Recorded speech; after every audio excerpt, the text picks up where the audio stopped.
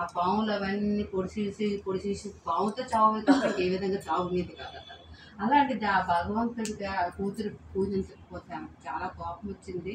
వచ్చిన తర్వాత సృష్టిలో జనాలందరినీ చంపేసింది. ఊరికనే చంపేస్తుంటే నన్ను పూజించట్లేదని చంపింది, కానీ ఇంక దేని విషయం కూడా ఆవిడ ఇప్పుడు ఏమొచ్చి ఆ నారద మహాముని శివుడి దగ్గరికి వెళ్ళింది. తండ్రి నన్ను ఎందుకు పూజించట్లేదు, నేను నీ కూతురిని అన్నావు, నీ మనసు నుండి పుట్టానని అన్నావు, ఎందుకు పిల్లలు ఎవరికైనా మనసులో నుండి రావాలి. దేవుడి కోసం మీకు అందరికీ చెప్పేస్తే మీరు వెళ్ళి నా పూజ మీ మనసులోని భగవంతుడు దూరి ఇక పూజ చేయాలి అని దేవుడికి ఏంటంటే ఆయన పద్మ గారు మీరు వెళ్ళారు కదా, మీరు అలా గుడి చూపించారు, నేను కూడా వెళ్తాను అన్నారు అని ఆవిడ మనసులో దూరాలి. 10 మంది చెప్తే ఎదురైనా వెళ్తారు కదా. అప్పుడేమో చీరి వెళ్తారు పద్మ ఎక్కడికైనా వెళ్తుంది అనిపిందని ఆవిడ వెళ్తారు. అలాగే మన భగవంతుడి మనసులో మనం దేవుడు వచ్చి మనకి పిల్లలు కానీ మనం వెళ్ళి చెప్పలేదు కానీ శివుడు అన్నమాట.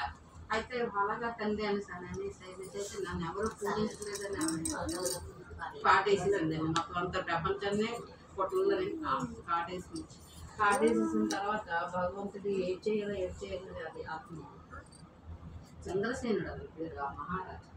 ఎంతకీ అతన్ని చంపించిన తర్వాత నేను ఎదురు చెప్తాను తండ్రి ఒక చేయడం తప్పు కదమ్మా, అలా తప్పు కదా అనేసి అంటే నేను కానీ శివుడి పాలతలు తప్ప నువ్వు ఆ 7 కొడుకుల్నే చంపేసింది.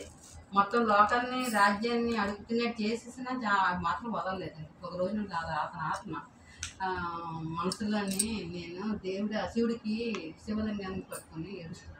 నువ్వు శివలింగాన్ని పట్టుకొని ఏడుస్తున్నావు, భగవంతుడే నేను ఏ పాపం చేశాను తండ్రి, నాకు ఎందుకు కర్మ పెట్టావు అని అడగడానికి మనలో నిజాయితీ ఉంటాడు భగవంతుడు. మనం అడగాలి. మనం అబద్ధాలు తప్పులు చేసినప్పుడు అడగడానికి ఏమైంది? ఆవిడ ఒక ఫలమైన పుష్పమైన ఉదకమైన నీరైన భగవంతుడికి లింగాకారుడి కదా, నీరైనా పుష్పమైన పూజ దానమాడుతుంది. ఆవిడకి ఏమి అడిగలేదు కదా, నువ్వు చేయలేదు కదా, నీకు ఆ పాపం కాదా, నువ్వు ఇప్పుడు పాపంతో ఉన్నావు కదా నువ్వు అని అతని ఆత్మ చెప్పింది కదా చంద్రసేనుడు మహారాజు.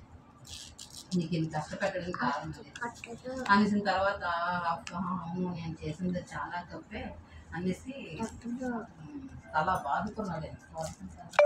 భగవంతుడు నా తండ్రి అయ్యా నేను నీ కూర్చుని తెలుసుకోలేక చాలా అవమానం చేస్తాను అనేసి అని తెలిసిపోతే అప్పుడు శివుడు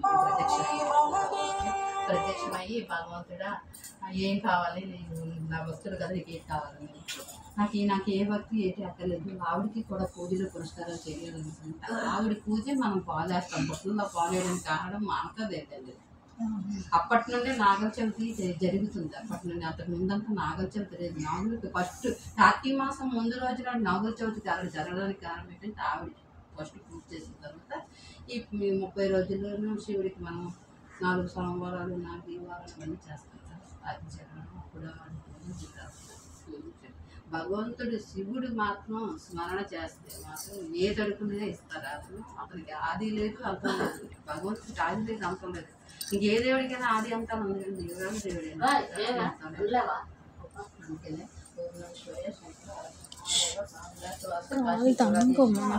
అఖిలేశ్వర అమరేశ్వర